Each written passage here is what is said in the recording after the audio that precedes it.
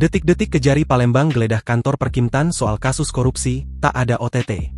Kepala Kejaksaan Negeri Palembang, Hutamrin, menegaskan bahwa tidak terjadi operasi tangkap tangan di lingkungan Dinas Perumahan Rakyat Kawasan Permukiman dan Pertanahan Kota Palembang pada Selasa malam, 19 Agustus 2025.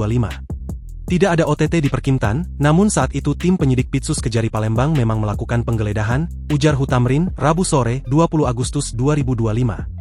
Penggeledahan dilakukan pukul 16 WIB sebagai bagian dari penyidikan dugaan tindak pidana korupsi dalam proyek pengadaan bahan bangunan dan konstruksi rutin Waskim Dinas Perkimtan Kota Palembang pada tahun anggaran 2024. Menurut Hutamrin, penggeledahan dilakukan di beberapa lokasi strategis yang diduga berkaitan langsung dengan kegiatan proyek tersebut. Lokasi pertama adalah kantor Dinas Perkimtan di Jalan Slamet Riyadi, kemudian dilanjutkan ke kantor Dinas Sosial Kota Palembang di Jalan Merdeka. Tim berhasil mengamankan sejumlah dokumen, barang bukti elektronik, dan bukti lainnya yang berkaitan dengan proyek pengadaan tersebut, jelasnya. Dalam proses penyelidikan ditemukan bukti awal yang mengindikasikan adanya tindak pidana korupsi dalam pelaksanaan proyek senilai Rp2.556.322.000. Dugaan tersebut mencakup kegiatan fiktif dan volume pekerjaan yang tidak sesuai yang berpotensi melanggar hukum.